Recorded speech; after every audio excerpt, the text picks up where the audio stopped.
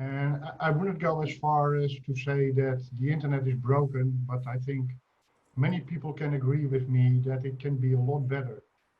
And you might think of it that it definitely needs an upgrade, right? It's the basic technology is still from the 90s and before.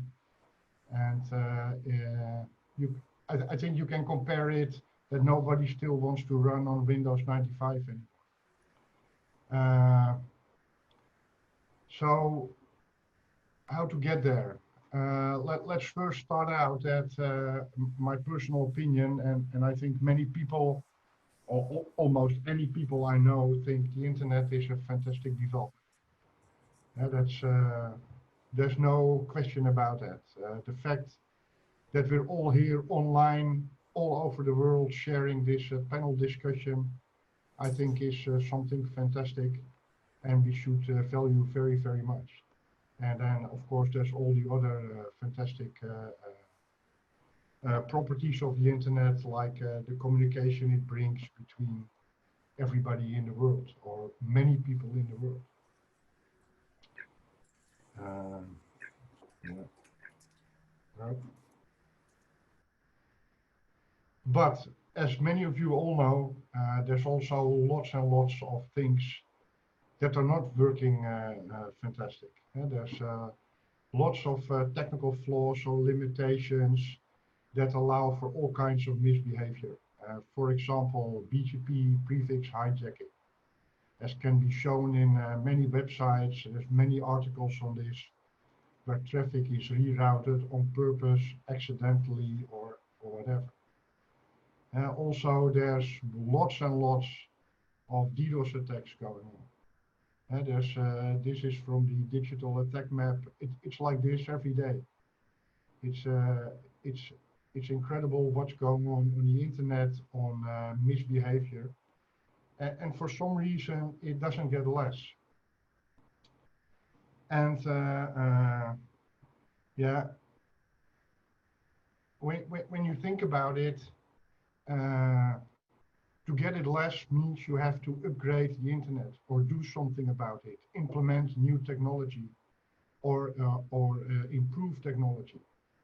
And in my opinion, that's where the internet very much fails. Introducing of new technology is always very much limited.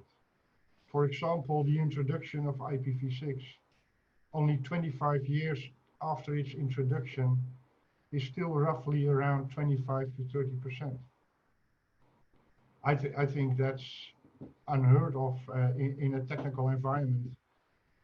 And even at the last RIPE meeting, somebody gave a presentation how still difficult it is to convince people that you need to upgrade. Another thing is protecting the routing infrastructure with, for example, RPKI. While it's not 25 years old, but a lot less, also the uptake is still very much limited. Even on AMS-IX, where we promote the use of RPKI actively, only 23% of the prefixes have a route origin authenticator. So for all kinds of reasons, the uptake in the internet of key technologies, even those which will improve reliability and security, is cumbersome. And that, of course, is a consequence of how the internet is governed. Right? The internet doesn't have like a central authority that defines what needs to happen, like the ITU did a long time ago for the national PDTs. Each autonomous system is responsible for its own infrastructure, and nobody is telling them that they need to change or need to implement something.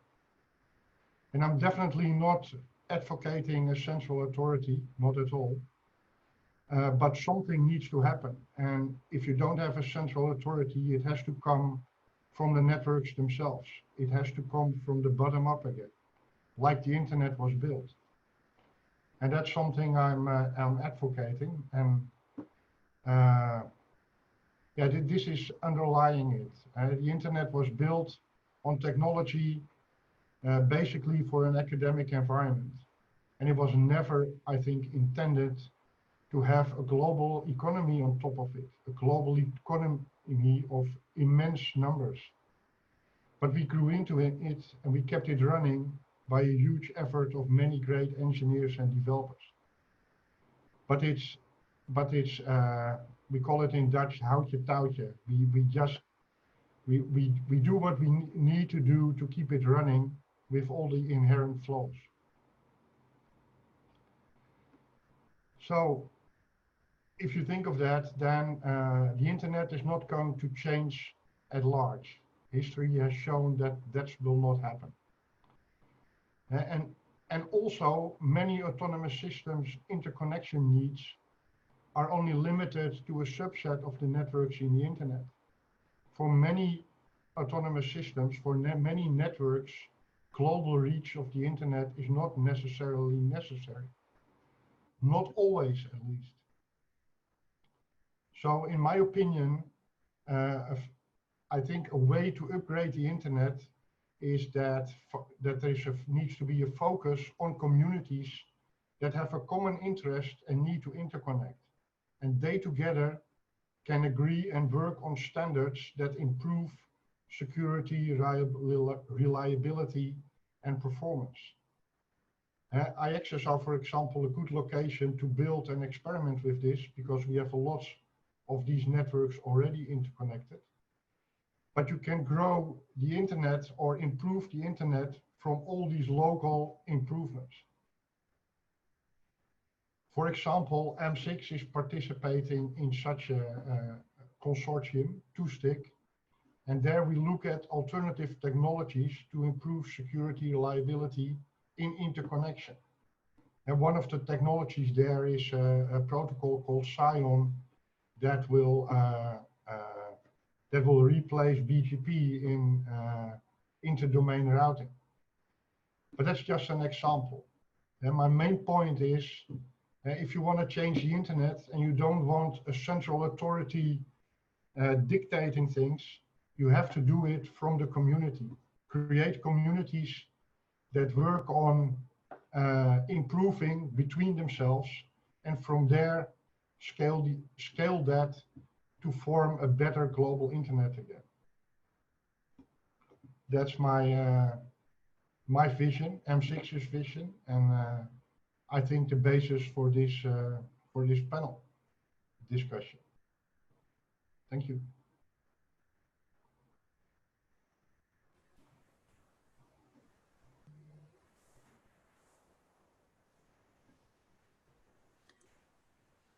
Thank you. Thanks, Henk, for the presentation. It's very, very interesting to hear your viewpoints there. Let's move over to the panel and hear the panel statements on Henk's presentation. I have Katsiasu on the top there, so can I start with you? Okay, thank you, Michelle, and thank you for the presentation, Henk. I think it is very interesting topic, and also your idea, I like that. But then my concern when I heard your presentation is that even if the new internet from the community based, but it seems to me that it will be a segmented internet like an idea. So my concern is that now, like currently, for example, China, they are making a kind of a segmented their own internet in their countries. I've learned a lot from the internet that the internet policy is a global one, a unique one. They're almost the same policy and open, and everyone can be usable. So the segmented or community-based approach, it looks to me is makes a segmented internet. That is my concern. Yes, but I also agree that it is very difficult to introduce the current internet from the technology point of view. So, oh, yeah, that is, I think, one of the way to go to the future internet using this, the community-based new network. But then I'm just a little afraid about the segmented internet will burst. Yeah, thank you very much. Thanks, Katsiasu. Carlos. Oh, sorry, Kyle. Go ahead, please. Right. Thanks, Bijal. And yeah, thanks for bringing up this conversation, Henk. I think it is an important one to have. I mean, at the moment, in the background, I think there's a lot of people that would agree that the internet infrastructure and protocols and systems could be made better. And one of the entities looking at how to make it better are people in China, for example, that have proposed new IP protocols that would have sort of censorship mechanisms built in based on centralized authorities. And I do agree that I think that that's probably not the kind of internet that I want to be in, and it would be nice to see a more community-driven approach. But I also agree with Katsuyasu that perhaps creating community-based standards that aren't global would threaten to create a balkanization of the internet, if you will, where you've got sort of fragmented portions of the internet that don't really interoperate well with each other. And in my view, one of the great benefits of the internet in its original, or at least current form, is that there's economies of scale, right? You have enormous numbers of users that can see each other on the network. And I know, you know, there's IPv4 and NAT and all of that comes into play here, but you've got a homogeneous system where you've got effectively a level playing field. And I know that's evolving. I know the content networks are becoming more of a central part of the internet, and IPv4 exhaustion has led to a sort of top-down way of using the internet. So I think there is a really good need for this discussion. But I am concerned about how it fragments the internet if we do go with the community approach. But I think that's perhaps why we're having this discussion, is to try to find a way to not end up with a centralized outcome. Thanks, Kyle. Carlos? Thank you for bringing this up, Hank. I think it's a worth discussion to have. I just like Kyle and Katiatsu, I have mixed feelings about the message, and I think it can be misinterpreted if it were to fall in the wrong hands. I think, however, the idea is interesting, and it's worth discussing about it. Special networks, in a way, have existed since a long time ago. There are examples of, you know, government exchanges here where I live, for example, when a baby is born in this hospital, they will connect to this network and, you know, create the new baby in the social security system and document database, whatever. Also, when the police investigates a crime, they will scan a fingerprint, and the fingerprint will flow through this government exchange and check on different databases. And that's not the internet. It's called red.ui, but it's not the internet. It runs on private space. It's completely separated, and it has its own traffic exchange. And I think, for example, the government in Brazil has something very similar, where they have this sort of parallel internet in the country. Even networks which even don't need to run IP or IPv6 or IP-derived protocols would be reasonable to use in different cases. I don't think anyone can expect to send every possible type of traffic over the internet. It makes no sense, and in many cases it will be like pure insanity, like, you know, traffic light control or something like that. I think that's fine. I mean, special purpose networks have always existed and they will continue to do so. And I think the case for interconnecting some of them makes sense. For example, the GSM Global Exchange, that I think it's even operated by AMS-IX, or used to be at least. That's a fine example of that. I think it's also worth exploring what you mentioned about the IPv6, I don't think the IPv6 story is that bad either. I think it illustrates how incredibly hard it is to change the core of the network. But changing the edges is not that hard. For example, the evolution on the transport layer, QUIC, for example, is happening at a much faster pace. And I think it's just a characteristic of how the internet was designed, like having the intelligence in the leaves and the sort of raw power for routing packets in the core. But I think it's something that needs to be taken into account, because if at some point you will need to evolve the core of the net. And it's a fact that is incredibly hard. What else? I have a few other things. Yeah, and I think also IXPs can make an excellent tool to interconnect these specific purpose networks that I believe already exist and will continue to exist. I think to wrap up, I believe that we have this internet with a capital I, which is what allows us to do all, do Zoom calls and update Facebook and tweet and fight with our neighbors over WhatsApp and whatever.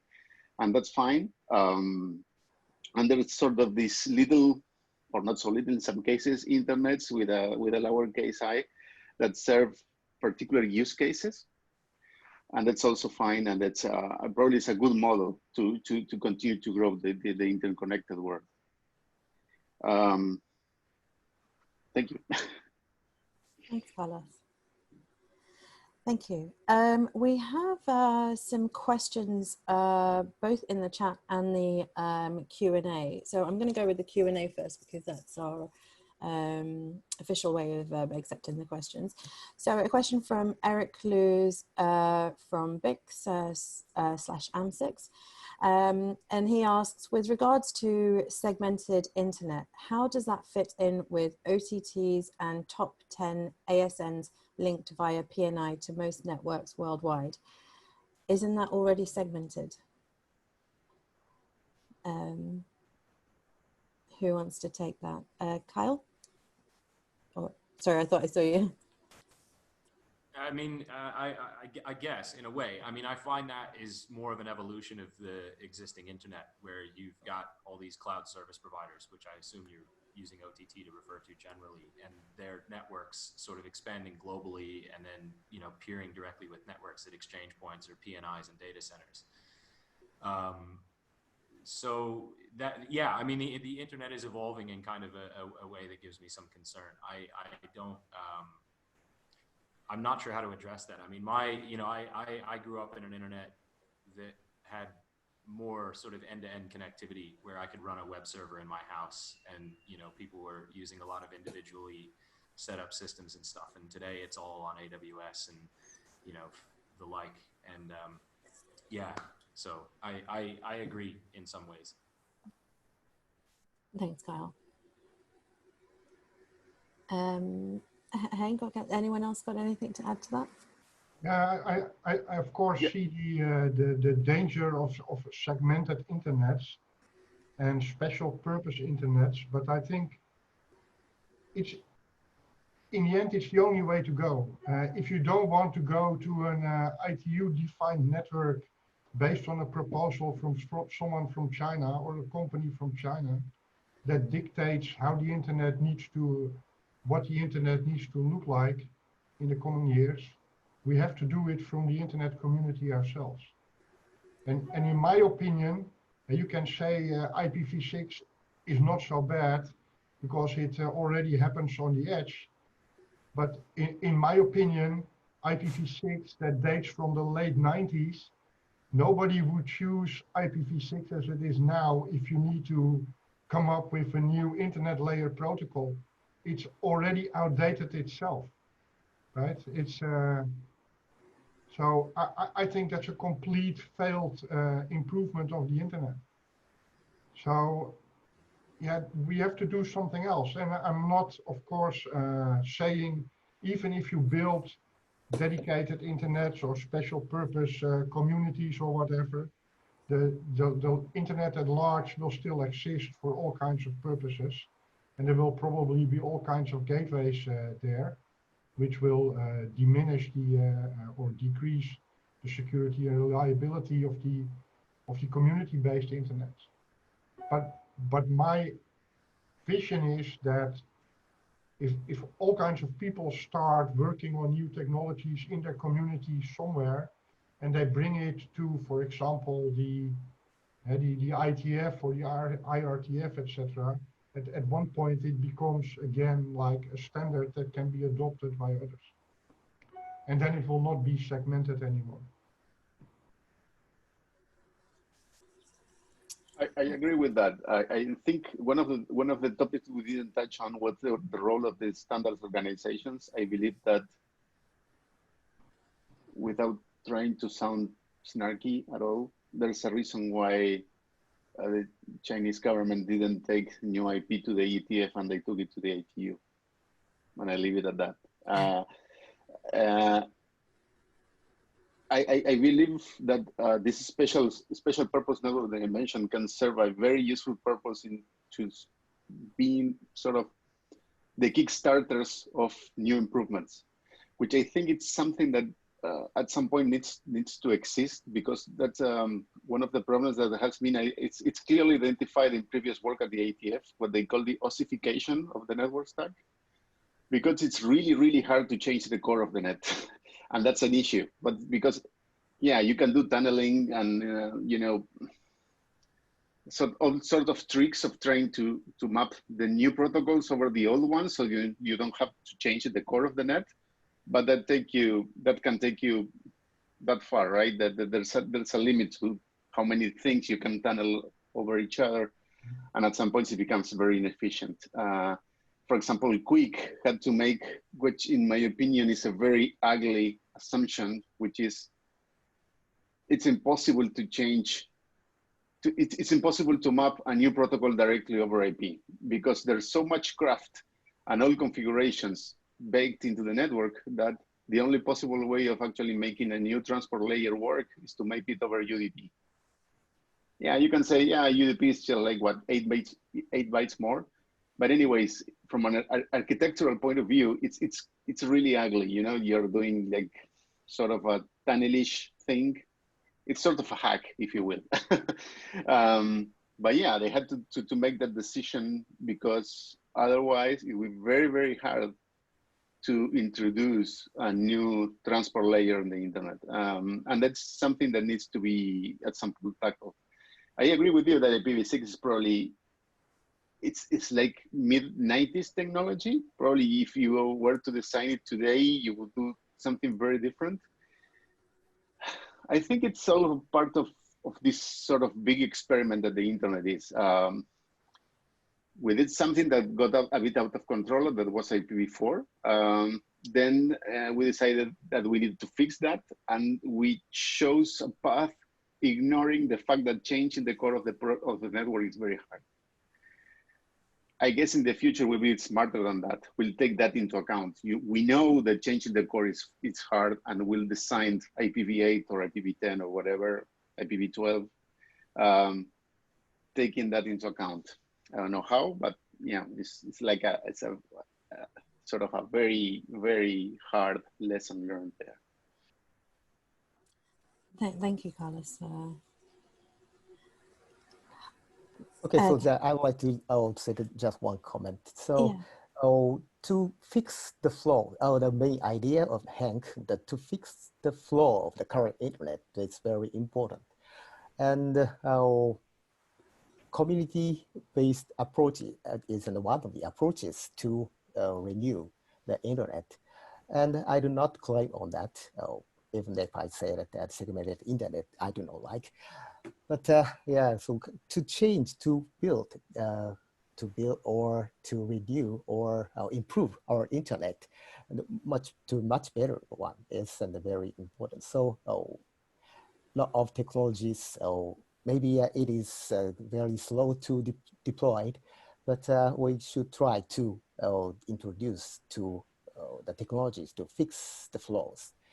And also in parallel with that, I believe that we have to keep the original internet policy to open and everyone can connect. That should be kept in the future.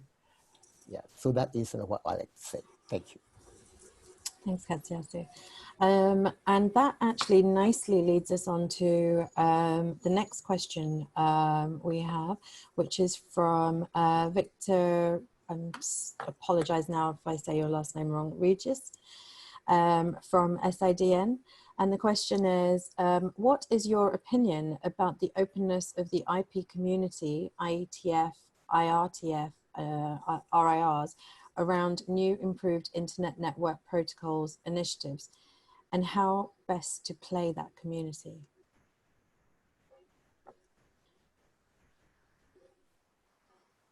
So, does anyone want to take that? Sure. Carlos, coming from LACNIC. Yeah.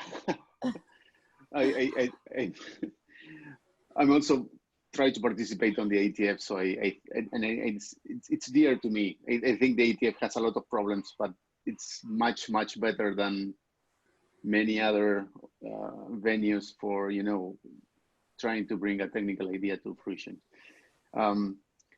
I've been part of the RIR community since 20 years ago, something like that, even before I worked for LACNIC. And I think we try to be very open and very welcoming. We succeed most of the time. I think sometimes we fail also. But anyways, I think community construction is an ongoing work, and it never stops. Yeah, there's always things that can be improved, and barriers that could be lower. Regarding particularly new protocols, we try to embrace them as much as possible. You know, RPKI, we've been being proposers of RPKI, and it's shown in the adoption in the region. IPv6, the same thing.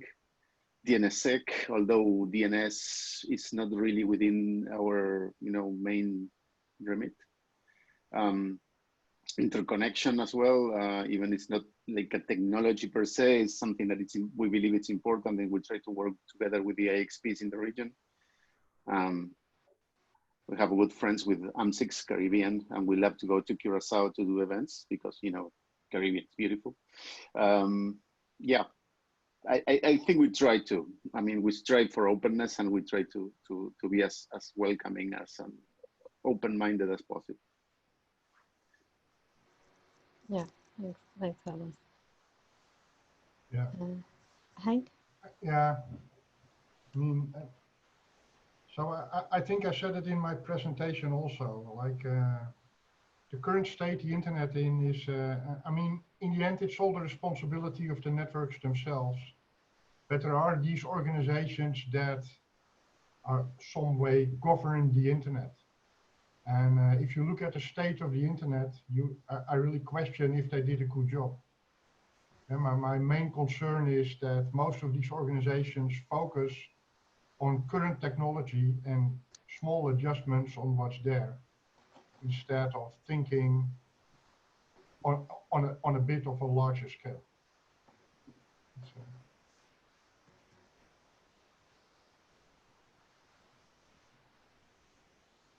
Katsiasu, do you have a... Oh no, sorry, I thought you were going to say something, but you were getting a drink. Oh, it's okay. I think the openness of the IP community is good. And this is sometimes have a lot of this discussion, or yeah, and that is makes our internet better, I think. So that I like the current approach of an ITF RIRs. Thanks, Katsiasu. Carl, do you have anything to add there? No. Okay. Thank you, Victor, for the question. We have another question from Eric Luz. Going back to the IX community, so what does that mean that the IX community should invest more in the standard processes by funding such initiatives rather than leaving it to large operators or vendors? So the question here is, does that mean the IX community should be investing more into standard processes by funding such initiatives, or should they leave it to the larger operators and or vendors? Is there, you know, is there something more the IX community can do here?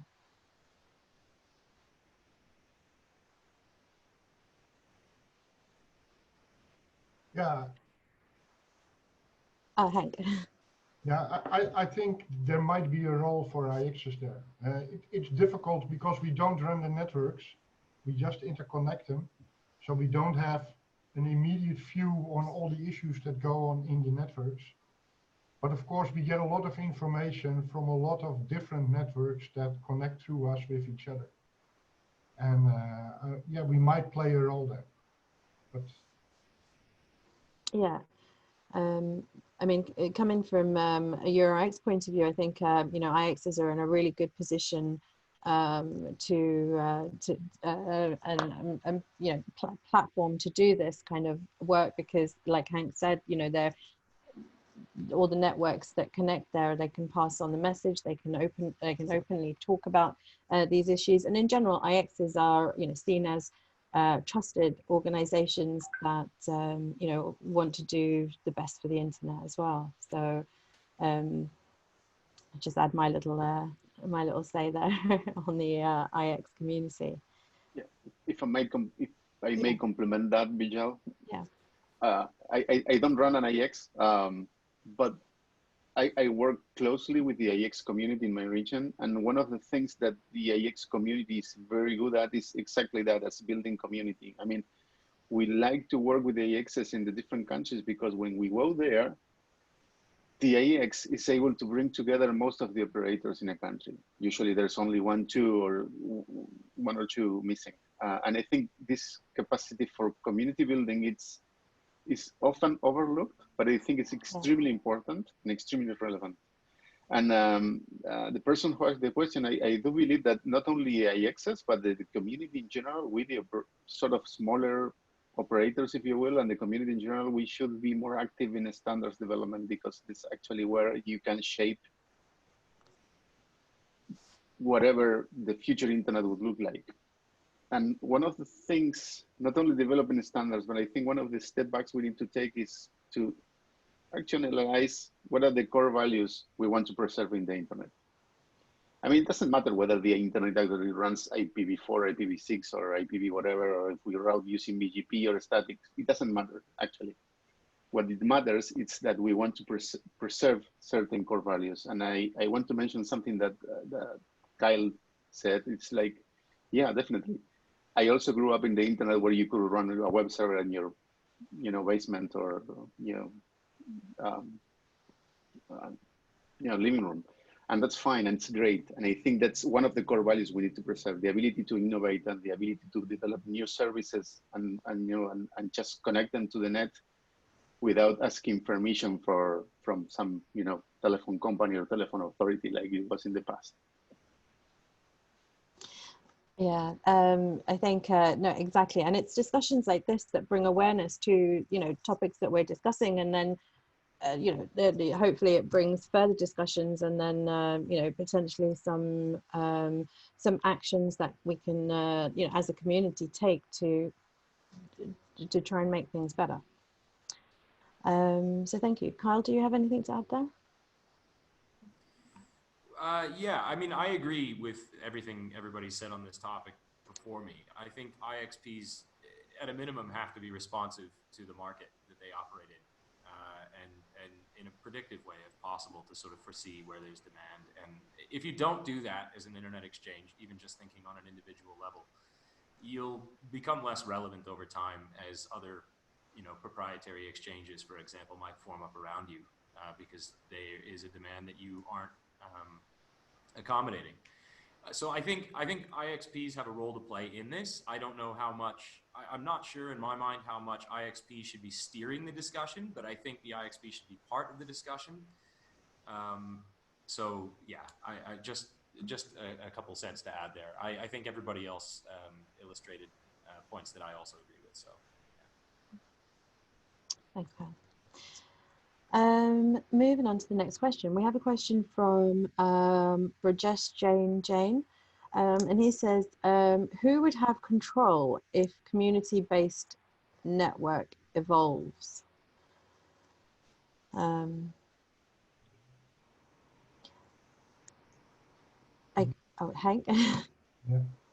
Yeah, I think whoever is part of that community or the community itself. I mean, it's, I don't know. I don't have an answer. It's something that has to come from the community itself. Right? Yeah. Yeah. And I mean, if we look at the, you know, the way the internet is now, there are, you know, various difference. We talked about the ITF, the IRTF, and, you know, the RIRs. They're all different, separate communities all coming together. So, yeah, I don't know who has control or if anyone would ever actually have control. Yeah, I hope that somewhat answers your question there, Bridget. Right, next up we have Mark Brewer. Could it be useful to set up a group of people from IXP to brainstorm and come up with a list of future internet proposals to be used as a future reference?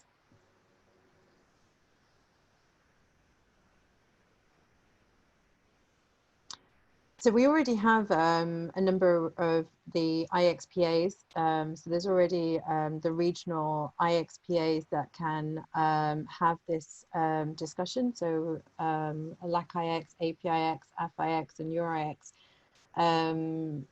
So I think those would be good places to start those discussions at least, and then we could yeah, take that on further. I don't know if anyone else has anything. Mark's added, as IXPs, we need to act. So yes, I think, you know, I agree with what Kyle was saying, and Henk, I think, you know, IXPs can definitely act as a good platform to lead these discussions and community building for this purpose. Kyle, did you have something to say? I saw you. I mean, I suppose it depends on the type of proposal you imagine. You know, there are standard, you know, there are bodies that already exist that are dedicated to this that I think IXP should be more involved in.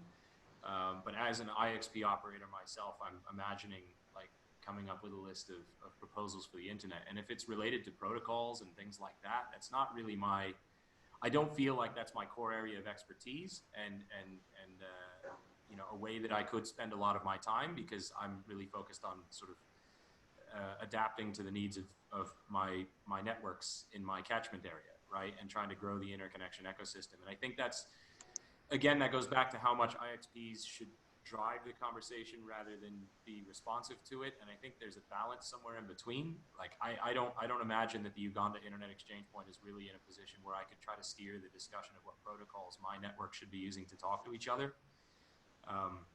And I think you could scale that up to thinking about this kind of concept at a regional or global level. So I think the answer is yes, but I think it really depends on the type of proposals you're envisaging when you're asking that question. And it's just a bit vague, so I wanted to make the qualification. May I complement that? I agree with Kyle, definitely, and it applies to the RIRs as well. I don't think we should be in the position of steering the discussion or even proposing new protocols. However, one of the things that I've seen as a very useful input for this, for the people who actually develop new protocols, is actually being able to present a problem, not a solution, a problem. I mean, I have this problem, and I definitely would need this to be solved.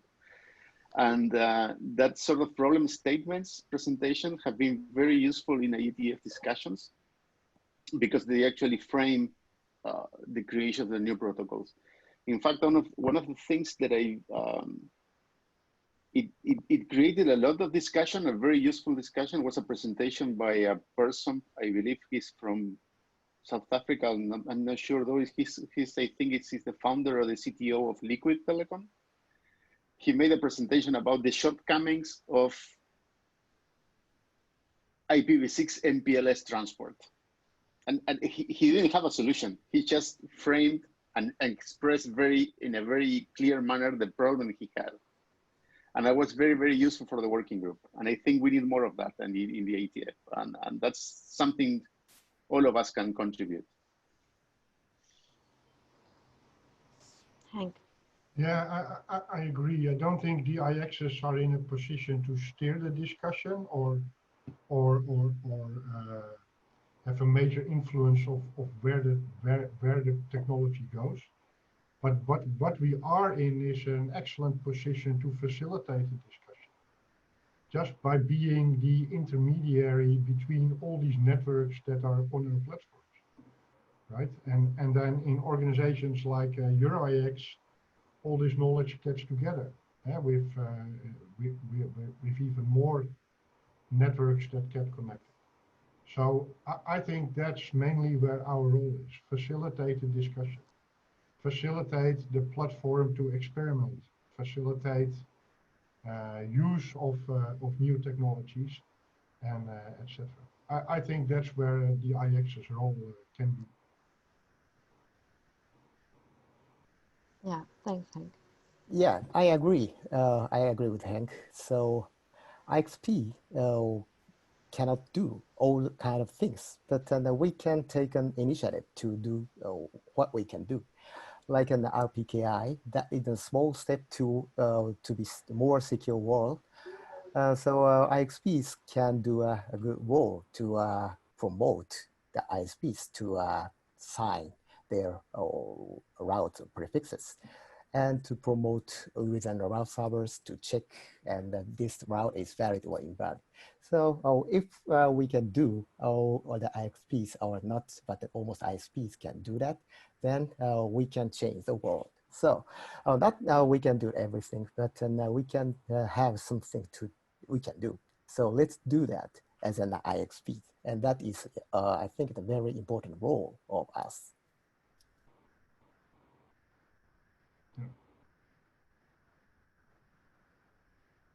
Oh, sorry. Hank, were you gonna? No. Oh, okay, sorry. I just nodded in agreement.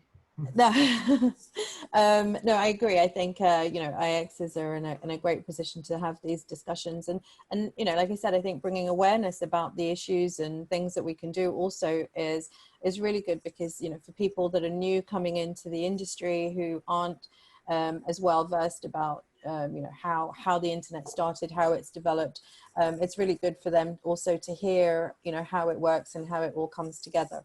So yeah. And Kai, were you going to say something? No, I was just scanning the list of chat and Q&A questions. Oh, okay. So that's all the questions we have right now. Are there any more questions? I do see somebody had their hand up in the chat, but that's gone now. I think we are done with the questions. So if there are no more questions, I think we can, we've got 7 minutes left. So I think we can do a little roundup. Should we hear kind of final thoughts from the panelists? Yeah. And I guess one of the things that we talked about when we were putting together this panel was also to see, you know, at the end of this panel, we thought this could potentially be a series. So we start off with this one panel based on Henk's paper and the presentation that we all saw earlier, and see, you know, as a community, we've talked about the different communities, and as a community, is there more that, is there more or anything here that we can do with regards to the issues that have been raised? And if so, you know, should we continue this panel and maybe get some, put together another panel specify on the specific topics that we've, that Henk highlighted in this? So I'd like to hear from the panelists on the final, on your final views, and yeah, thoughts about anything we can do here as a community. Henk, can I start with you? Yeah, sure. So just a message to everyone. So talk less and do more. So let's make this internet a better thing.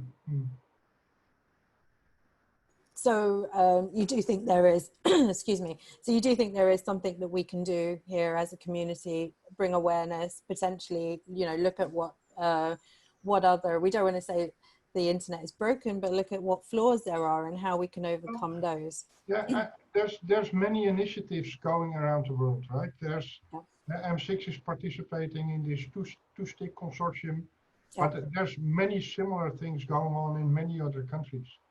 Oh yeah. And yeah, go ahead, join, test or experiment, and get together, talk about it. Well, there you have talk again. But we have to talk about it to start. So, yeah. Thanks, Henk. Carlos, have you got any last? Yeah, I like this message about going back to the beginnings and instead of I would say retake the idea of experimentation, because you know that's exactly how the internet was born, as a sort of experiment. And I think when we move the internet to become this critical service, we lost the ability to actually experiment, and that's something we need to rediscover, because there's only so much you can do in a lab. At some point, you need to create a real operating network with a new idea. It may work, it may not work. You don't know before doing the experiment.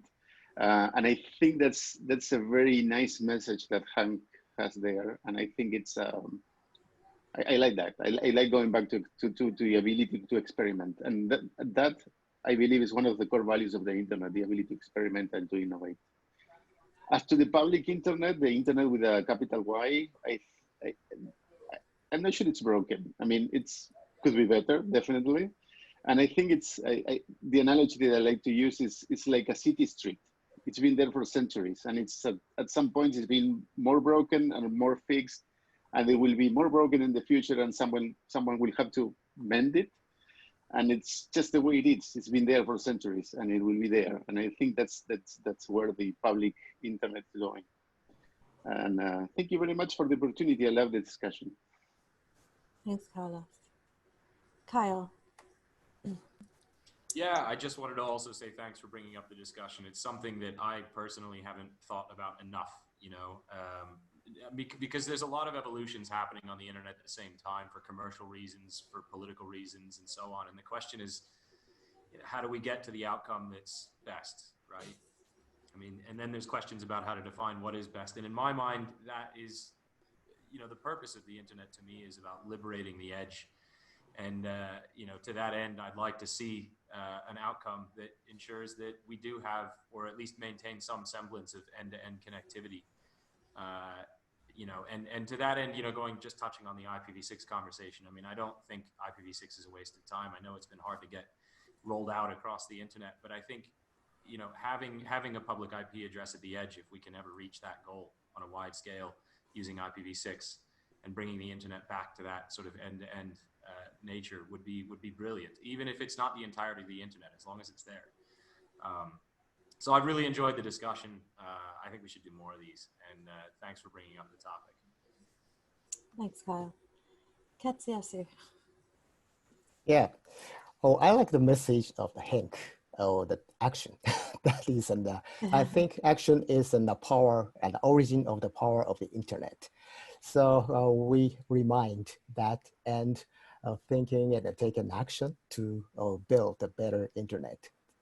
And I also recognize the importance of the IXP and the IXP communities. So let's do to make a better internet together as an IXP community, even if it isn't a part of the actions, but then we can do it. Yeah, I think we can do it. Thank you very much. Thanks, Katsiasu. So as we come up to the hour, I think we've had some really interesting discussions. It's been really, really good to hear from all the panelists. Thank you for the questions.